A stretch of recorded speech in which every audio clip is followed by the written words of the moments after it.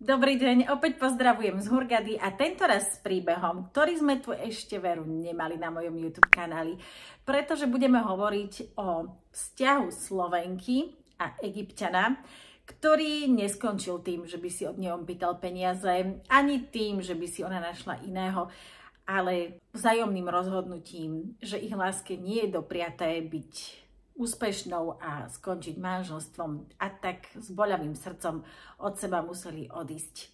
Myslím si, že takéto typy príbehov sú veľmi časté.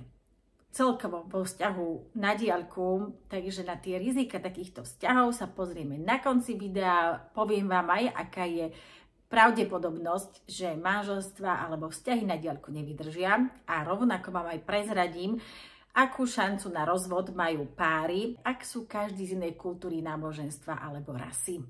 Tak sa pohodlne usaďte a začneme príbehom, konkrétne príbehom Slovenky žijúcej v Anglicku a Egypťana žijúceho v Dubaji. V roku 2017 som sa rozišla so svojím slovenským priateľom a odišla žiť do zahraničia. Keďže vo vzťahu som cestovať nemohla a ani nechcela ísť bez neho, po rozchode sa mi otvorili všetky možnosti a ja som neváhala a začala kupovať letenky na rôzne konce sveta. Mojím druhým výletom bol exotický Dubaj. Nevedela som, do čoho idem, ako to tam bude vyzerať, či je to bezpečné a všetko podobné veci naokolo, keďže moslimov som poznala iba z televízie a rozprávania. Po prílete do Dubaja som si otvorila apku Couchsurfing, kde sa môžete stretnúť s domácimi alebo taktiež s ľuďmi, ktorí cestujú po svete sami. Behom pár minút sa mi ozvalo viacero ľudí a medzi nimi bol aj Usama. Nikdy som nesúdila podľa mena, vzhľadu ani národnosti, napísal prvý, tak som sa mu skrátka ozvala. Išli sme spoločne na obed a večer na drink. Rozlúčili sme sa a každý sme išli svojou cestou. Nič významného sa nestalo, pokecali sme o živote, zistila som, že on v Dubaji býva a aj pracuje. Dni plynuli ďalej, ja som sa stretávala s ďalšími ľuďmi rôznych národností a bolo mi fajn. V predposledný deň som sa rozhodla, že pôjdem na výlet do púšte, písala som viacerým, s ktorými som sa už stretla, či nechcú ísť. Nikto však nemohol, okrem Usamu. Výlet prebehol v poriadku, zasmiali sme sa a ja som sa s ním cítila veľmi príjemne. Po výlete sme išli na hotel a ja som sa ho ešte opýtala, či nechce ísť do hotelového baru, veď je to moja posledná noc v Dubaji. Dali sme si pár drinkov, on nealkoholických, a kecali o živote, o vzťahoch a tak podobne. Mala som pocit, ako keby som ho poznala celú večnosť. Rozlúčili sme sa a ja som išla spať. Na druhý deň ma čakala cesta naspäť. Nastúpila som do lietadla smer Londýn a ostalo mi veľmi smutno. Smutno za ním. Písali sme si celý čas, až kým som nedorazila do Anglicka. Potom sa zrazu konverzácia začala uberať smerom, že by sme to mohli spolu skúsiť ako pár. Srdce mi búchalo ako šialené za každým, keď sme spolu volali. Na druhej strane som však mala strach a obavy, keďže som vedela, ako väčšina takýchto vzťahov končí. Napriek vzdoru mojej rodiny a známych na okolo, som po pár mesiacoch sadla na lietadlo a letela opäť do Dubaja, tentoraz za ním. Stretnutie bolo neopísateľné a ja som bola veľmi šťastná. My obaja sme boli veľmi šťastní. Počase ma zoznámil so svojím bratom, ktorý taktiež žije v Dubaji, a s rodičmi, ktorí ma mali veľmi radi. Pravidelne sme spolu volávali a písali si. Neskôr prišla otázka, ako toto budeme riešiť ďalej. Ja Slovenka v Anglicku, on Egypťan žijúci v Dubaji. Keďže ja som sa presťahovať do arabskej krajiny nechcela, predsa len tu v Európe je väčšia istota a zázemie, začali sme rozmýšľať, že sa vezmeme, aby on mohol prísť do Anglicka za mnou. Na Slovensku som si teda vybavila všetky papiere, ktoré ma stali veľa času, úsilia, nervov a aj peňazí, okolo 700–800 eur. Tu preruším príbeh a chcem potvrdiť túto sumu. Takáto istá bola aj v roku 2013, keď ja som sa brala s Mohamedom, vychádzalo to takto zhruba. Takže, dievčatá, ak plánujete sobašné papiere zo Slovenska riešiť, tak aby ste sa mohli ísť vydať napríklad do Egypta, asi s takouto smou treba rátať. Písateľka príbehu teda investovala tieto peniaze, vybavila papiere a bola pripravená vycestovať do Egypta a vydať sa tu. Čo sa však nestalo? Prišla pandémia a hranice sa zavreli. Keďže papiere mali platnosť iba pár mesiacov, áno, tam je maximálna platnosť 6 mesiacov, viac sme sa nestihli. Po pandémii to možné nebolo, keďže Anglicko medzi tým vystúpilo z Európskej únie a kompletne sa zmenili podmienky. S ťažkým srdcom sme sa rozišli a ostali nám obom v srdciach veľké prázdne miesta. Odtedy ubehli už 3 roky. Mám iného priateľa, milujem ho, ale ten trň v srdci tam navždy ostane. A o to zapichnutý hlbšie, keďže sme sa rozísť nechceli, ale museli. Doteraz mi niekedy napadne, že ako by to celé dopadlo, keby sme sa vzali. Či by nám to spolu vôbec fungovalo, pretože občas boli chvíle, kedy som mala obavu, či to so mnou myslí vážne a či nie som len jedna z ďalších. V kontakte nie sme, bolo by to veľmi bolestivé. Takže aj takto môže dopadnúť láska s Egypťanom. Tak tento príbeh sa ma v podstate absolútne dotýka, pretože my sme si týmto podobným prešli. Prvé papiere, ktoré som mala vybavené v roku 2011 na sobáš s Mohamedom po 2 rokoch vzťahu na diaľku, mi tiež prepadli. Pretože do Egypta sa nelietalo kvôli vtedajšej egyptskej revolúcii. Egypt bol hore nohami, inštitúcie nefungovali. Tiež som verila, keďže tie papiere ma nestali málo peňazí, že ich využijem, no ale nakoniec ich platnosť vypršala skôr, ako ja som sa do Egypta vôbec dostala a ako celé všetko začalo v tejto krajine opäť fungovať. Vtedy mi všetci hovorili, a aj ja možno som si to tak niekde v kutiku duše pomyslela, aspoň na chvíľku, že či to nebol taký zásah osudu, že proste spolu nemáme byť, nepatríme k sebe. No ale nakoniec sme si naozaj nevedeli predstaviť život s nikým iným. Takže sme to prekonali a brali sme sa o ďalšie 2 roky, kedy som opäť musela vybavovať tie papiere.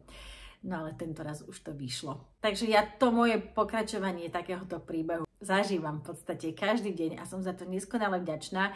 Ale uvedomujem si, že nie všetci ľudia majú toľko trpezlivosti, dôvery navzájom a sú možno inak úplne stavaní ako ja v niektorých veciach, čiže pre nich takýto dlhodobý vzťah na diaľku proste nie je a volia cestu toho, že sa rozídu. Spomínajú na to možno celý život, možno si naozaj pravidelne kladú tú otázku, čo by bolo bývalo keby, no ale ten ich život vyzerá úplne inak a majú úplne iných partnerov.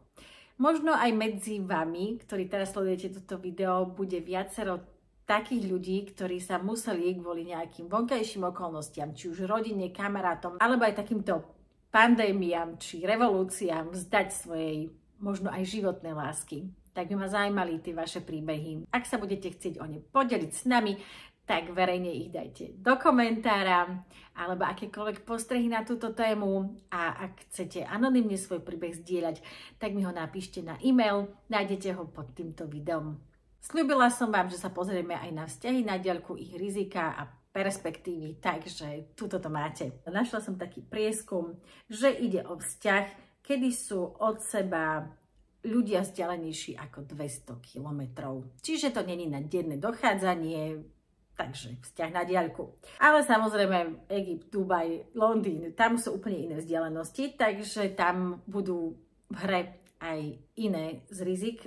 66% ľudí vo vzťahu na diaľku podľa prieskumu sa najviac sťažuje na to, že im chýba intimita a fyzická prítomnosť partnera, čo je aj najväčšia výzva takýchto vzťahov na väčšiu vzdialenosť.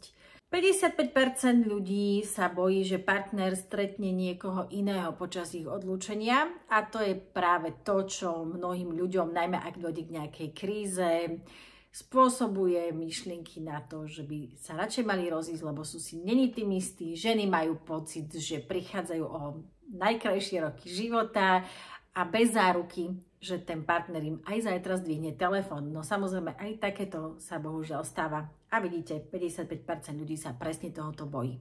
Pre 50% opýtaných v takýchto vzťahoch je najhorší pocit opustenosti a samoty.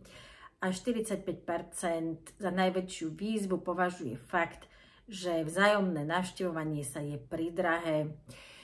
A toto je presne aj vec toho, že koľko stojí taká letenka, koľko dovolenky človek vlastne môže mať za rok, takže tieto vzťahy sú naozaj viac nútené do toho, aby sa človek rozhodol buď alebo.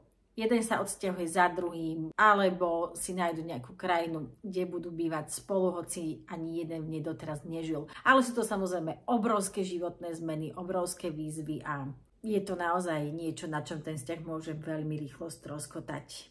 Celkovo ale napriek týmto všetkým negatívam majú vzťahy na diaľku 58% úspešnosť. Práve vďaka tomu, že máme rozvinuté sociálne médiá, technológie, vďaka ktorým môžeme byť spolu a okrem tej fyzickej blízkosti vlastne zdieľať všetko, čo sa dá, aspoň do takej miery, ako sa dá. Jedna vec je vzdialenosť, lebo tam môže byť aj medzi dvoma Slovákmi, medzi dvoma Čechmi, ale druhá vec je, ak sa dajú dokopy ľudia, ktorých nespája nielen tá istá krajina, ale ani kultúra, ani rasa, ani náboženstvo. Tam tie štatistiky sú rapidne klesajúce, pokiaľ ide o úspešnosť. Samozrejme tiež závisí, na čo sa tá štatistika zameriava, ale sa udáva, že páry z inej kultúry, krajiny či rasy majú až o 41% väčšiu šancu na rozvod alebo rozchod oproti tým štandardným párom. Skutočne chápem to, že nie všetci nasledujú iba hlas svojho srdca a zaslepenosť, ktorú im láska spôsobí, ale ak si zvážia svoje priority, hodnoty, vzdialenosť od svojej pôvodnej rodiny, šance uplatnenia sa v nejakej inej krajine, plus tieto všetky štatistiky, tak mnohí z tých vzťahov s cudzincami alebo z tých vzťahov, ktoré sú na diaľku, odchádzajú, ako sa hovorí, lepšie z kratšej cesty odísť, ako v nej pokračovať. Ale na druhú stranu život nie je štatistika. Každý z nás má iba jeden jediný život a mal by ho prežiť tak, ako on najlepšie vie a môže. Toto je asi aj posolstvo moje na záver. Dajte na svoje pocity, nezabodajte ale pritom aj na rozum, aby ste nemuseli raz ľutovať. Či už pre také alebo onaké rozhodnutie. A to už je záver môjho dnešného videa. Už sa na vás teším na budúce. Ak sa vám páčilo, tak samozrejme uvítam každý komentár, like, zdieľanie a najviac ma poteší odber môjho YouTube kanálu, lebo to znamená, že sa stretneme aj na budúce a ja mám pre vás prichystaných ešte množstvo zaujímavých videí. Tak verím, že sa uvidíme a na teraz teda ešte raz krásny deň z Hurgaty.